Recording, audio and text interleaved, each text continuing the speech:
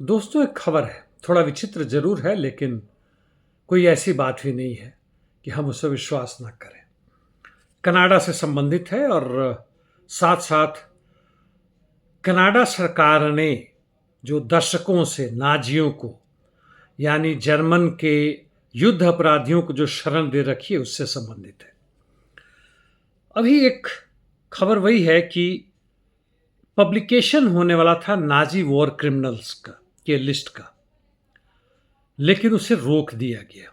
इसी 16 से 20 सितंबर के बीच में निकलने वाले थे और रोका गया क्योंकि दबाव यूक्रेन से था।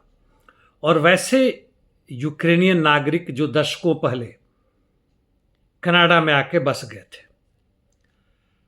और ये लोग करीब 900 हैं जिन्होंने इसे रोकने की कोशिश की। वर्ल्ड वॉर 2 के बाद से यहाँ पे आए थे।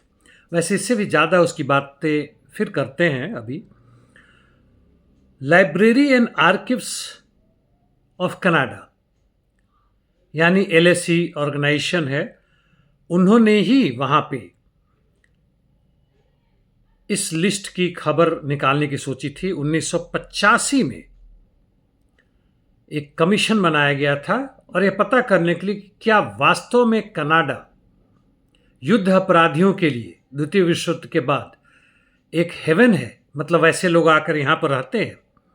1985 यानी 15 साल उधर और तकरीबन 25 होने जा रहे हैं, यानी 40 वर्षों के बाद यह एक लिस्ट बना 900 लोगों का, और उसे भी यह पब्लिश नहीं किया जा रहा है। और ये वॉर क्रिमिनल्स सितंबर 2023 में ही शायद पूरी तरह से तैयारी होने पर आ गए थे, लेकिन किसी कारणवश देर हो गया। और वहाँ के इमिग्रेशन मिनिस्टर ने कहा, यह सब पढ़ने के बाद, देखने के बाद, मैक मिलर नाम है, कि कनाडा का इतिहास में डार्क साइड भी है, यानी एक अंधेरा चैप्टर भी छुपा हुआ है, और वह नाजी युद्ध अपराधियों से मिलता है। खैर, लिस्ट के बारे में बता ही चुका हूं कि किस तरह से प्रिपेयर हुआ, नहीं हुआ, और ये लोग कब आने शुरू हुए। ये लिस्ट में यूक्रेनियन फाइटर्स के भी नाम है जो 14th वाइफ ग्रेनेडियर डिवीजन के थे, एसएस, यानी जर्मन के जो सेना थी उससे संबंधित से।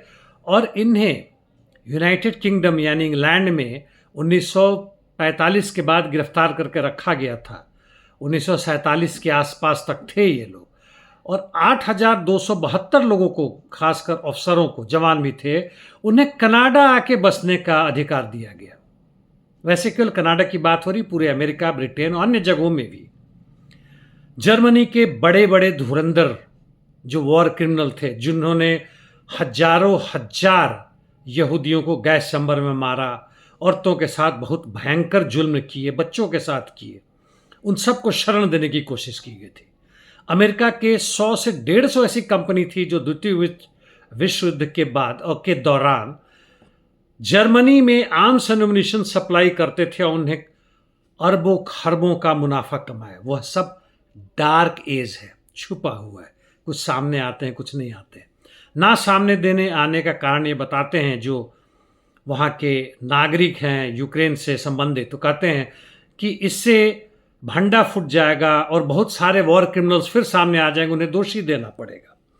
और आपको याद होगा कि एक यार स्लाव हंक करके थे, 81 वर्ष पुराने, मतलब उम्र के, या उससे भी ज़्यादा, माफ़ कीजिएगा, 98 वर्ष के उम्र के।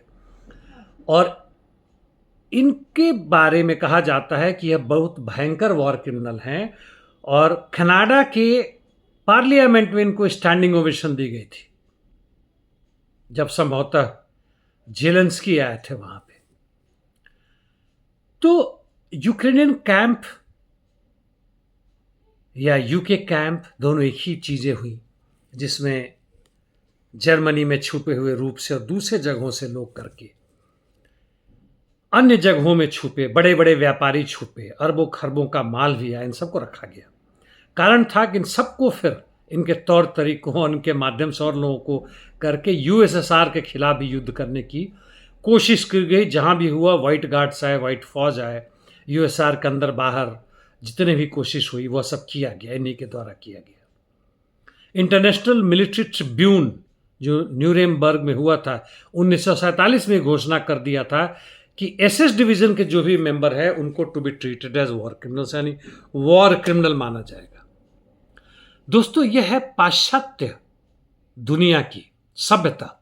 ये 1945-47 के बाद नहीं, हाल फिलहाल में जो है उनको भी छुपाया जा रहा है और वह सारे कांड किए जा रहे हैं दोबारा, चाहे वह अमेरिका और ब्रिटेन की मदद से यूक्रेनियन सैनिक और आईएसआईएस जो उन्होंने बनाया उनके मदद से रूस में सैकड़ों लोगों की खुलेआम हत्या और युद्ध तो चल ही रहा है। दूसरी तरफ जियोनिस्ट जो पीड़ित थे द्वितीय विश्व युद्ध के पहले और दौरान पूरे जर्मनी में, अब वह पीड़ा दे रहे हैं। पैलेस्टीन लैंड को पिछले 70 सालों से नहीं दे रहे हैं और वहां पे कम से कम 40 से 45 हजार लोगों को मार चुके हैं, जिसमें 15,000 बच्चे। इनके जेल में औरतों के साथ जो यातनाएं होती हैं, दुर्व्यवहार किया जाता है, उसके भी चित्र और फोटो आ चुके हैं। आप अंदाजा लगा सकते हैं कि यह पूंजीवाद पे आधारित सभ्यता, प्रजातंत्र, मानवता किस स्तर तक पूर्ण रूप से गर्त में जा चुका है। उसके ऊपर यह कहते हैं कि अमेरिका प्रजातंत्र का गढ़ है और पूरी दुनिया में प्रजातंत्र का रखवाला है। धन्यवाद दोस्तों।